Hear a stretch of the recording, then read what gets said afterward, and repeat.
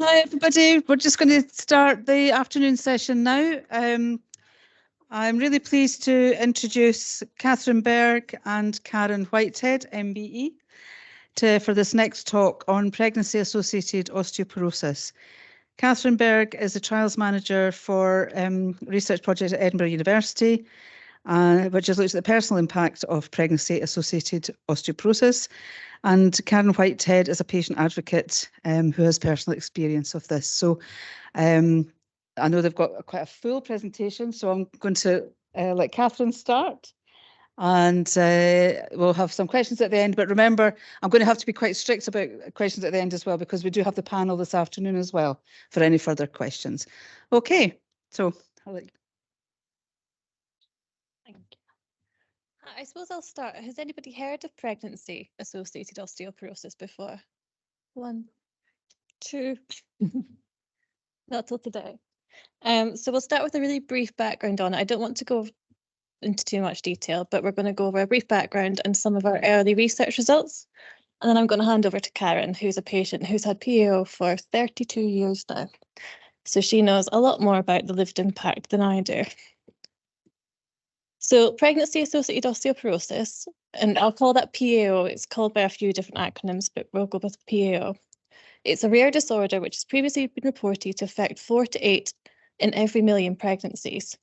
This is a number we can't figure out where it's come from. Elizabeth, our PhD student, who's over there, over there, she's fabulous. She did a study in NHS Lothian, and we actually found an incidence of 7 per 100,000. So it's still very rare, but it's about 10 times more common than has previously been published. Still a rare disease, but yeah, definitely affects more than we thought. So what happens with PAO? Well, what happens in every pregnancy? There's bone loss in every pregnancy, about 5 to 8%, to support the development of the unborn child. Typically, you lose more calcium breastfeeding than you do during pregnancy. So this can be called pregnancy and lactation-associated osteoporosis. The disease typically presents in the 3rd trimester or just after birth.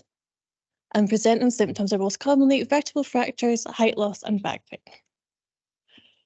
It's not known exactly what causes PAO. There must be a common link amongst people who develop it. We're not sure what that is. The two theories are either that the rate of bone loss during pregnancy is much more accelerated in these women and leads to osteoporosis, or it could be that bone mineral density was already low, and that carrying that baby brings it down to an osteoporotic level. Obviously, these women are mostly in their 30s, so it's not easy to have a DEXA scan before and after to see what their BMD was before.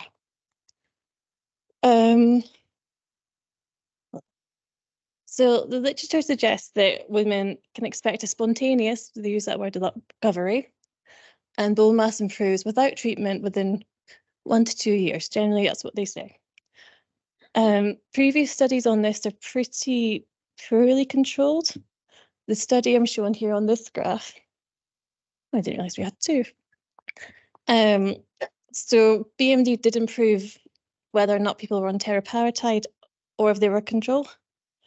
It improved more on teriparatide in this study. This is a South Korean study, I believe. But this was only controlled with 5 patients, so it's not really the most solid research, nor is there very solid research on treatment. So our study, creatively called the PAO study, was funded by the ROS about 4 years ago with the aim of characterising disease onset and development. It's a 2-phase case control study. The first phase is international. We sent a survey out to patients with PAO all around the world. We've got about patients from 31 countries, I think, have taken part. And the second phase, UK-based volunteers, we're getting blood samples from them. We're going to look at various things like genetics and bone turnover markers, for example. And we've got about 70 cases in the UK and about 45 controls. We have a poster downstairs with a QR code, if anybody would like to be a control. I'll just throw that out there while I've got the stage. Might as well. So phase one, we distributed a survey via the ROS website, support groups, word of mouth. Karen probably did 90% of our advertising, I would say. And we collected demographic data, fracture history, time to diagnosis, quality of life, and all of sort of basic clinical data. Phase two, we've asked patients to come into clinics. I've just been around the country collecting blood samples on home visits, and we're going to do some genetic and epigenetic analysis. Sorry, check my time. I'll go through this as quickly as I can. But basically, our ladies are a tiny bit older. The cases are a bit older than the controls. And we've got a mean of 7-year follow-up from diagnosis to the time when they filled in the survey. So we've got an average of 7-year follow-up there. 73% of our ladies fractured during pregnancy. That's just during pregnancy. There's more post-pregnancy as well. 87% had back pain during pregnancy, compared to 44% of the controls. So significantly more. And almost 51% reported height loss during pregnancy, compared to none of the controls, as you'd expect. And we had a lot more hip pain, but not significantly more hip pain during pregnancy. Overwhelmingly, this was the first pregnancy. We have 2 ladies who it was the 7th pregnancy, which is remarkable. And more often than not, people don't go on to have more pregnancies. Maybe unsurprisingly, about 80% choose not to have more babies after the diagnosis. So these are fractures. This is pregnancy and postpartum periods. So you'll see over 90% of the women in our study broke at least one bone in their back. You'll hear from Karen, it's often many, many more bones, sometimes a full spinal collapse. We also see 5% roughly hip fractures, and then other fractures, often ankles, wrists, from what I've seen. Back pain is the most common symptom, followed by height loss, hip pain, other, and then somebody said none.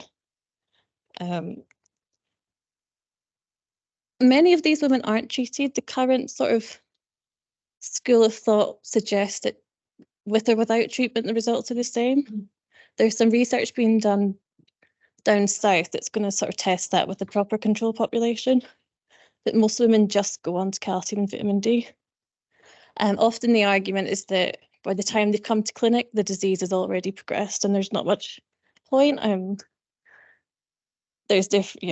I'm sure you would argue the opposite, and I think so would I. What we did find with the cases, just from the survey data, is that they were much more likely to have a family history of osteoporosis, which could indicate some sort of genetic component.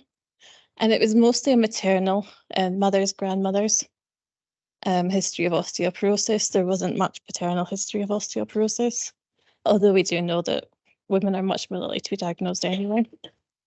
And also a family history of fracture, there were significantly more fractures in mothers, grandmothers, grandparents than there was. And there was also more vertebral fracture family history, but it just didn't reach a significant level.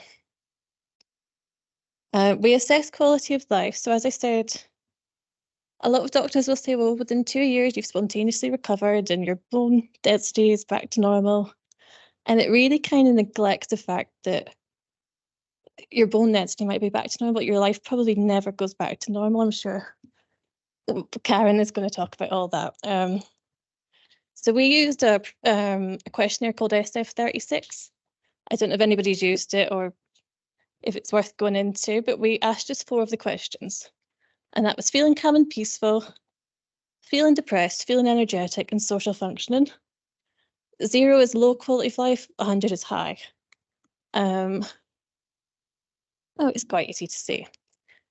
You'll see the pink ones here are our cases.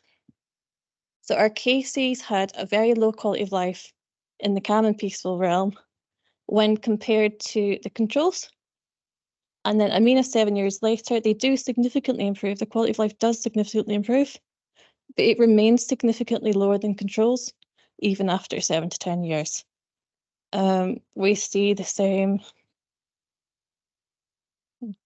in social functioning. We see the same I'll skip that one. No, have I missed one? Energy and fatigue.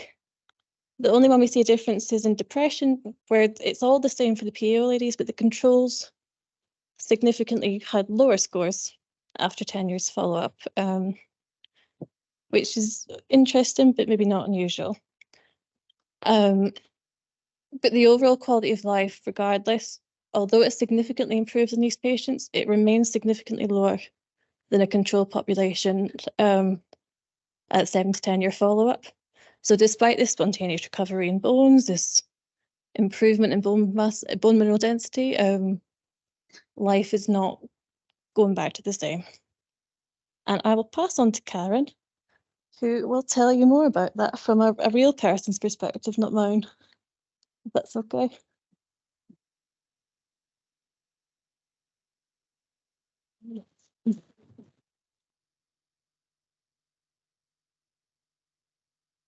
Thank you, Kathryn.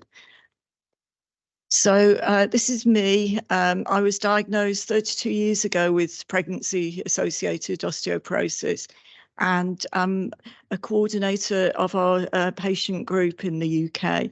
And the slides I'm going to show you have got a lot of detail in them. So just keep looking at the screen, and apparently they are going to be made available afterwards. Yeah. So let's start with who are our group? Well, our group's been known by different names over the 32 years that I've been involved with them, because our disease has been known by different names. And there's always, though, been an osteoporosis and pregnancy in there somewhere. And we were a patient support group of the National Osteoporosis Society, at first very informal, then we were asked to formalise. But since COVID, they've stopped a lot of the clinical groups, and our patient group hasn't been allowed to continue with that. And also, since the telephone helpline started, our PAO mums were telephone helpline volunteers, but that was stopped last year.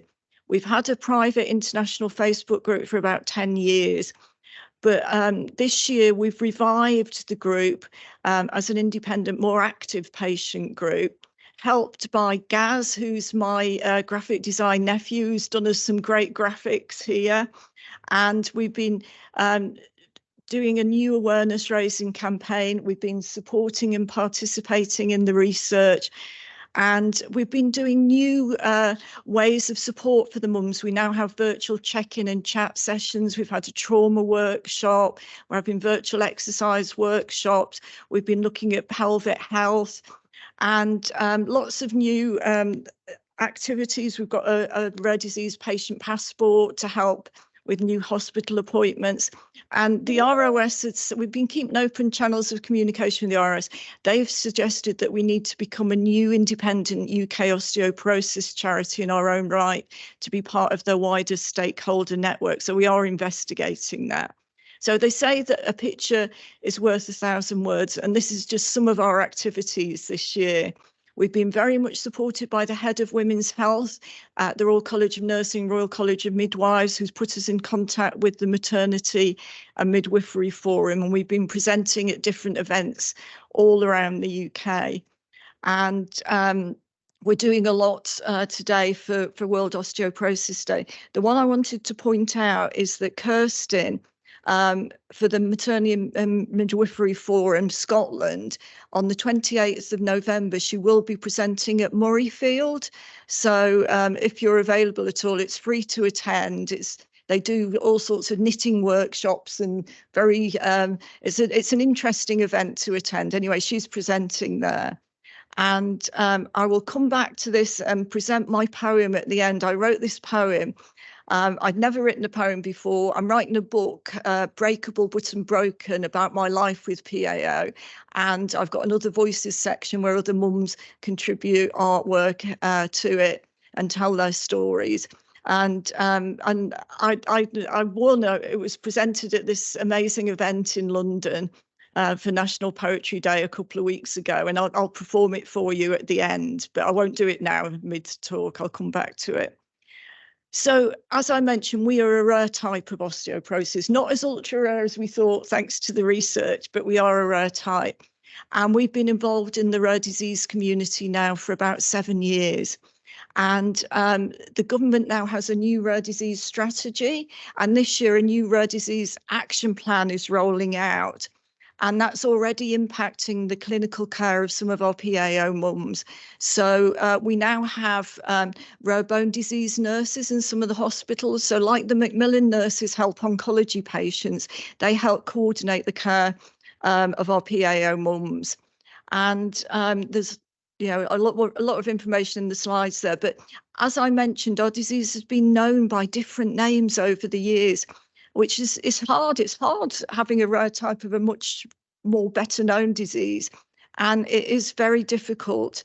Sort of the name kept changing. So this year we've formally registered with the relevant bodies in the UK and internationally, idiopathic pregnancy associated osteoporosis. And there are a lot of conditions through the rare disease community.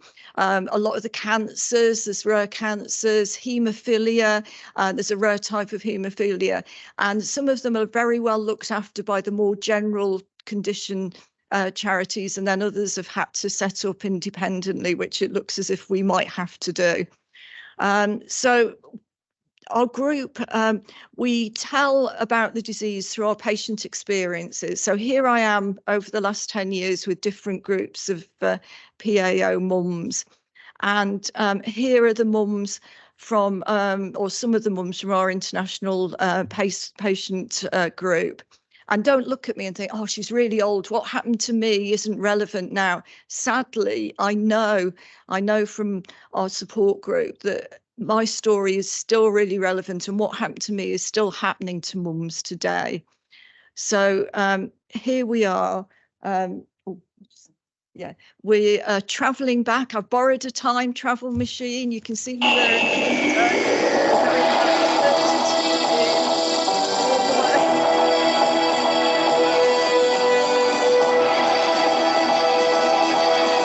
So we've now gone back 32 years, and here I am. I'm 28 again. I wish.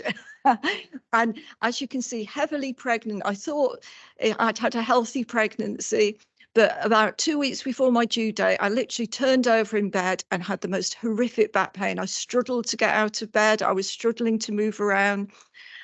I went to see my GP. The GP assured me it was probably just the baby's head engaging. Women get backache in pregnancy. But when I went into labour, I did not feel a single contraction, only this horrific back pain. And pain specialists have now told me that one type of pain will cancel out another. So that means all those women you see on TV screaming in labour with the contractions, well, the pain of spinal fractures is worse than that. So just think about that. Anyway, after giving birth, I was in terrible pain, struggling to move around. I couldn't lift or carry my baby. I was struggling to breastfeed. And Martin, my husband, kept saying that I was suddenly seemed dramatically shorter, but all this was dismissed and I was sent home in under 24 hours. And I didn't have any family living nearby, and they all travelled long distances. They were having to look after me and look after the baby. By this time, I was struggling to wash my face. I couldn't lift my arms up. I was struggling to move around. I couldn't lift, carry or breastfeed. But I was being urged by my GP, midwives, health visitors, that I should be caring for my baby, and our family couldn't stay with us indefinitely. But the one time that I tried to pick my baby up from this little low Moses basket you can see there, and I dropped them with the pain. And I know that I'm not the only PAO mum. Some of the PAO mums this year have dropped their babies. So at this point, luckily, we had GP friends, and they said, if your GP is not listening to you, change GP. And it was a big thing for us, but we did. And the new GP did believe us, but he'd never heard of PAO. So he started investigating, but he wasn't looking out for it. He'd never heard of pregnancy osteoporosis. He was looking for other conditions that come from pregnancy. And eventually I was diagnosed. All these tests kept coming back negative. And Martin, my husband, played rugby. And he said, it's like she's injured a back. Let's get an x-ray. And the GP was, no. And I think he put me on the waiting list for an MRI, but there's a long waiting list. Anyway, as soon as we got that X-ray, you could see that basically the vertebrae had collapsed. So compression fractures are where the vertebrae just goes down. And there were 4 of those. And then Martin said, does that explain why she's shorter? And I was actually measured and I'd lost 3 inches in height. And the GP still couldn't believe it. He said, oh, you must have been in a car crash. Have you ever been in a car crash? And have you had, you must have had back problems in the past. And I was, no, this is pregnancy. So he still didn't quite believe it, but he referred me to an endocrinologist and he did a DEXA scan and diagnosed, as it was known then, osteoporosis of pregnancy. And my worst DEXA score was -4.52, and osteoporosis is lower than -2.5. So mine was really severe osteoporosis. Now, we thought if finding out what was wrong, that would solve all our problems, but it was only the start of them. Because then I was told, once you've got fractures, you can't lift or carry. You have to be careful to allow them to heal. So that meant I couldn't lift or carry my baby for another 12 weeks. And I contacted the health visitor and said, well, is there any help? Can we get any help? She contacted social services and we were told if we couldn't cope that our baby would be taken into care. And there was a lot in the press at that period in time where families were losing the children, they were being taken into care. So we panicked, we sold our car to pay for a nanny. And this problem of not being able to care for your own baby and look after them unless you've got family and friends living nearby and that support network, and even then it places strain on the relationship with them. It's a huge difficulty for the PAO mums. So I did contact the NOS at the time, as they were, and I was put in touch with our support group who really helped me. And so that's why I now help other young mums, and I'm one of the coordinators. So there I was. I've had so many tests over the 32 years, seen so many specialists. But from my late 20s, I'd been told that I had the bones of a 99-year-old and no reason at all, which is why the new research is so wonderful to have coming some answers. So here we are, I'm whizzing through the next 20 years now for you. We're in our little time travel machine. So life did get easier as my baby daughter got more mobile. But for me, I was given oral bisphosphonates, which did nothing for me except make me quite ill digestively. But I just continued to fracture and fracture and fracture. I don't know how many fractures because X-rays were stopped in the end because of radiation overexposure concerns. But I had 14 diagnosed on X-ray vertebral fractures, 5-inch height loss, terrible kyphosis where you get the rounded back. I fell over dashing for a train to work and had a hip fracture. I was told by the then head of the RNOH I wouldn't walk again. My other hip wasn't strong enough to support me on crutches. And so a couple of years as a wheelchair user, but you can see me here walking around. So it did heal eventually. And you can see the visible height loss there. And at this stage, I was coming up for 50. The average age in the UK of menopause is 51. And after menopause, as we know, in that 5 to 7 years post-menopause, women will lose up to 20% of bone, and 1 in 3 women will go on to develop osteoporosis and start fracturing. Well, I was already fracturing. I was breaking ribs going over speed bumps in the car. I had severe osteoporosis. I was terrified of the menopause, and it's a huge thing for all our PAO mums, that thought of the menopause. And I was one day at mental and physical rock bottom, and I'd logged onto the Dignitas website and I thought, the first sign of menopause, that's it, I'm ending it all. I just had enough. I was in so much pain. I felt such a burden on my family. It was awful. But thankfully, serendipity struck, and on the same day that I'd logged onto that Dignitas website, I was offered a consultation with Edinburgh Hospital in Cambridge, and also I became a patient at the Royal National Orthopaedic Hospital in London, long distance patient, and they fought to get me exceptional healthcare funding for teriparatide, and it was a fight, and they only got it piecemeal in 6 months, and they said if I fractured while I was taking it, it would be stopped. They also use lidocaine patches and infusions to help get my pain levels under control so that I could exercise. And I met this amazing osteoporosis specialist physio who helped me, and then she's done a guide for our mums group, and she's going to do a workshop. She has done an in-person workshop. She's going to do a virtual workshop for us. So after 2 years of teriparatide without fracturing, I was then put on denosumab, which I thought I was okay with to start with Prolia. But then I started getting more and more side effects. And that's just one. That's recurrent cellulitis, a blister, which I now get. That's a blister on my foot. It caused eye cataracts. Edinburghs have been yellow carding all this as of RNOH. And in the end, I was taken off it, but they were terrified because there'd been this government health warning about spontaneous virtual fractures, stopping it. And so they insisted that I needed to go on Evenity, romosozumab, to stop that. But it wasn't out in England, and it was suggested if I moved to Scotland that I could get it on the NHS here. But anyway, we actually moved house and downsized to get the funding, and I paid privately to get it to a lovely Scottish doctor, Professor David Reed. And so I've on that for a year, and then I've been moved back onto this bisphosphonates, this zoledronic acid infusion.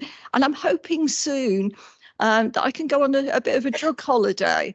But 5 years ago, I'd been kept on the contraceptive pill for, they said, oh, it's stable estrogen and stabilized, hormones, etc.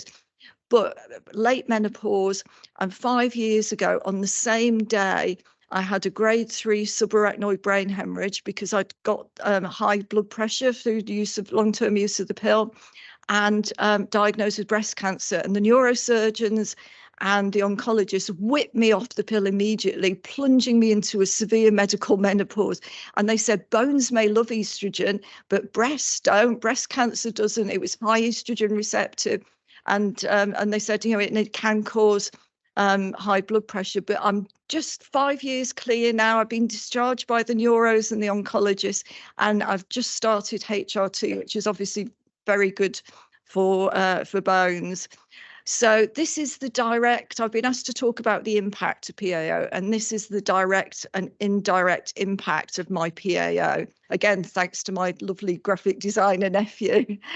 And it is slightly different impact for all the mums, but there's common issues of physical, mental health impact, the quality of life, which Kathryn's presented about, and the fact it's a new normal life. And I think something called the disability paradox really applies to us, that it's a new normal. It's not necessarily someone else's normal. So these are my DEXA results. So I flatlined for 20 years, and it was only with the newer bone treatments, teriparatide and romosozumab, that it's improved significantly, but I've never quite got back into normal bone range, and I'm obviously now post-menopause also. Then this is what happened to my spine. So basically 14 fractures, so 5-inch height loss, this terrible kyphosis where you get the rounded back, and this thing, the gap here where you can't stand straight. It was measured, and apparently this is common for osteoporosis patient, the wall to tragus or occipital distance, 3.5 inches. And but with no.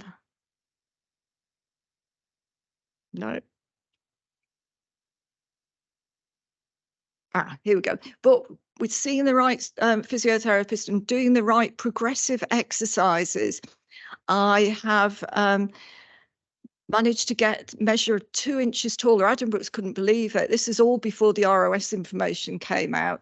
I can now stand fully straight against the wall, and I have reduced the kyphosis. It can't be completely eliminated because I've got some wedge fractures. So the compression fractures where it goes down, the wedge fracture, it collapses at the front. So it looks like a triangle, a bit of cheese. So it's not going to be perfect, but it is a lot better. I was put on the highly vulnerable list in COVID. And with that, I contacted a friend and started these Building Better Bone exercise Zoom classes, which has really helped. And I can't overemphasize the impact. You know, a young mum just wants to get the figure back after pregnancy, and it's terrible the impact. And the physical and mental health impact. You know, years ago, mental health was disregarded. I was actually diagnosed with complex PTSD 28 years since I was first diagnosed, but a lot of the young mums are being diagnosed with mental health issues and PTSD. So that's me, that's my story, 32 years. It's been difficult. There have been some positives, but the future is so unknown because it's such a rare, unknown type of osteoporosis. And I'm really hoping, well, we are already getting some answers for the research, and I'm hoping for some more. So, and my story is also my daughter's story. She's had a COVID wedding. They would like to start a family, but I'd love to be a grandmother, but I just can't bear the thought of her going through what I've been through. And I did go on this sort of information and research quest, trying to find answers. And I started my career as a research librarian. I went into healthcare charity work.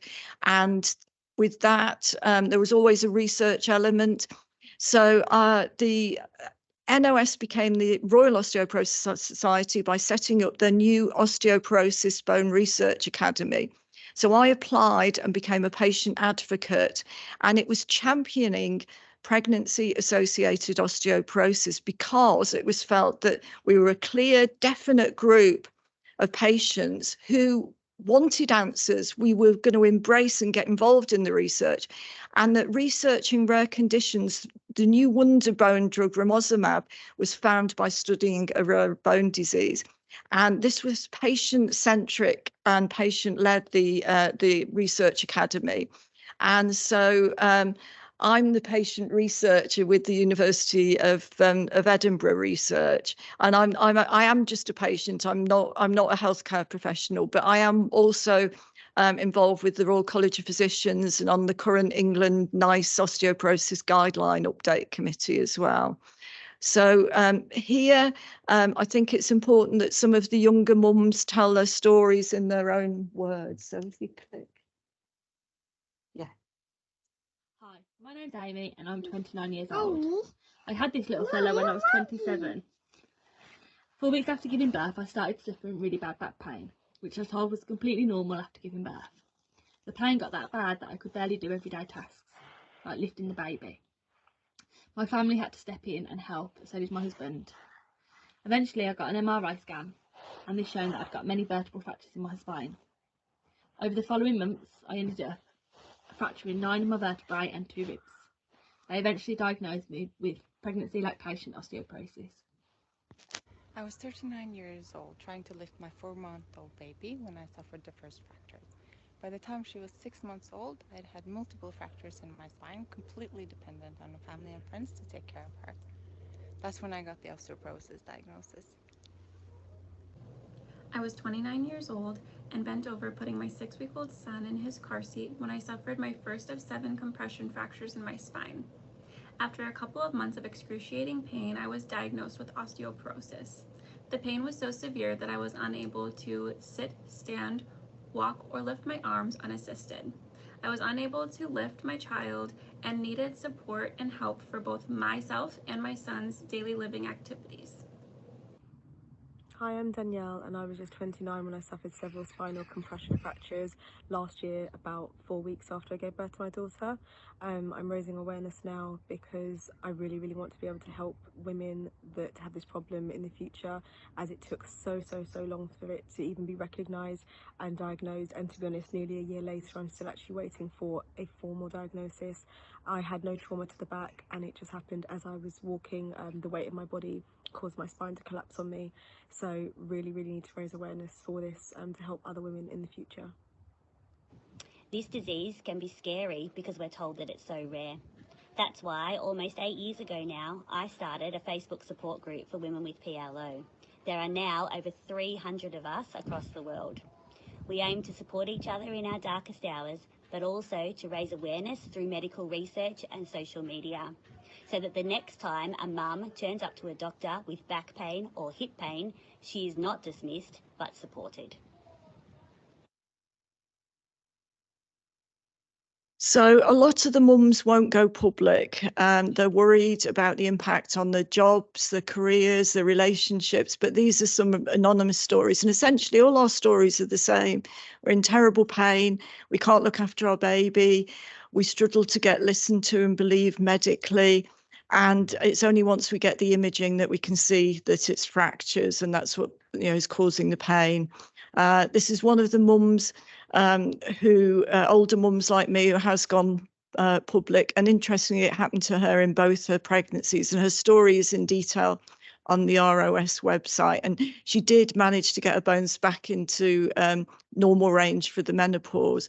Now the information on the ROS website at the moment is very out of date about pregnancy osteoporosis, but hopefully going forward, now we've got the research proof, we'll get more up to date. So they have got some case studies there. Lisa's, again, is vertebral spinal fractures, the same story. But Kate was a nurse. She gave birth in the same hospital she worked at, and even there they wouldn't believe her. They made her walk. She fractured a hip giving birth.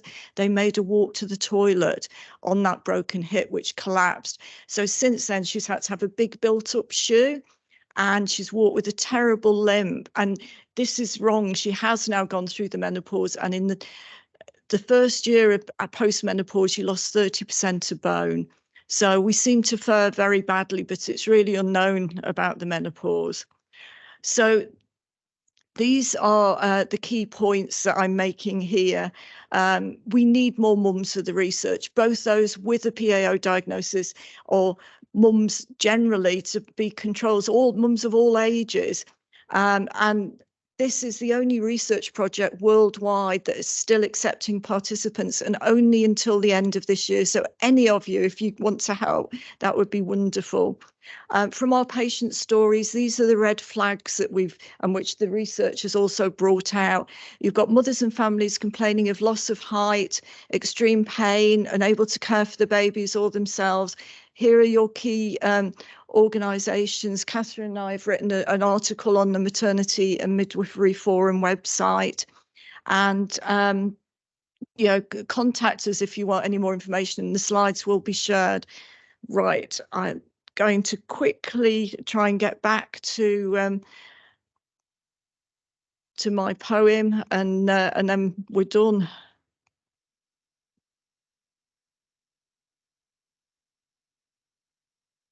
Here we go. So this is the poem.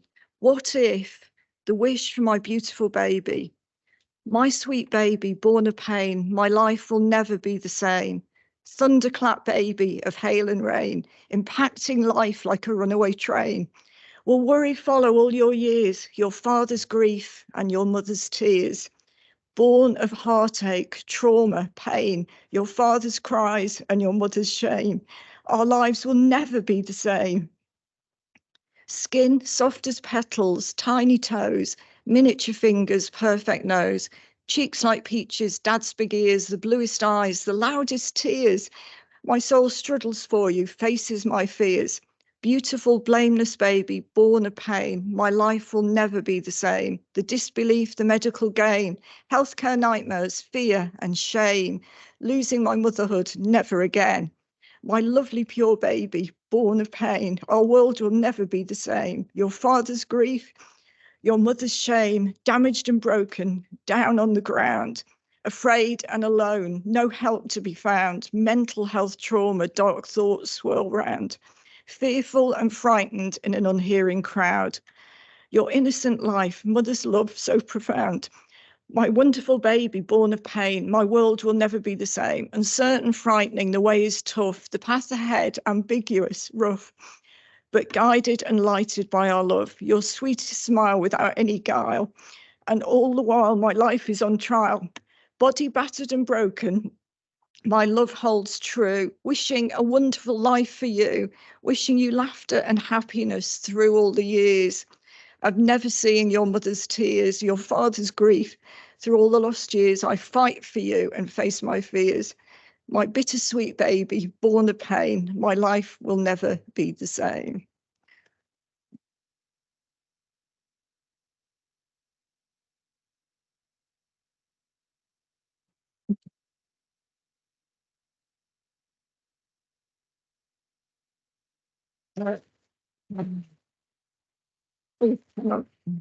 So there we go. Thank you. I think we've only got a few minutes for questions, sorry. But thank you to Kathryn. And this research means so much to us. And thank you to the Lydia Symposium and for attending and listening. Thank you very much, both. Thank you. That was very moving, actually. Does anybody have a few? Well, I've got a few questions actually up over this. No, not testing. No, that's okay. We do have the panel though, so I will be conscious of time for Alexandra too.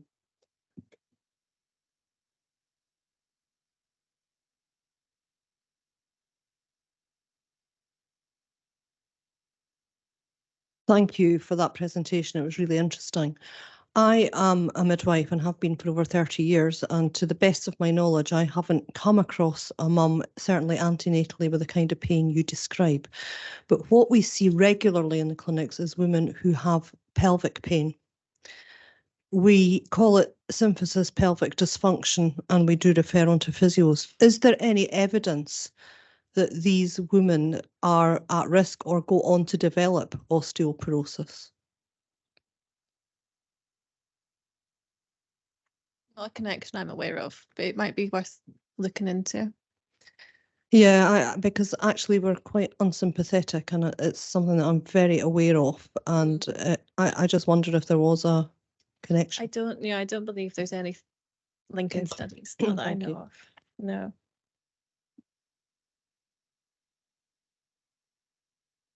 Hiya.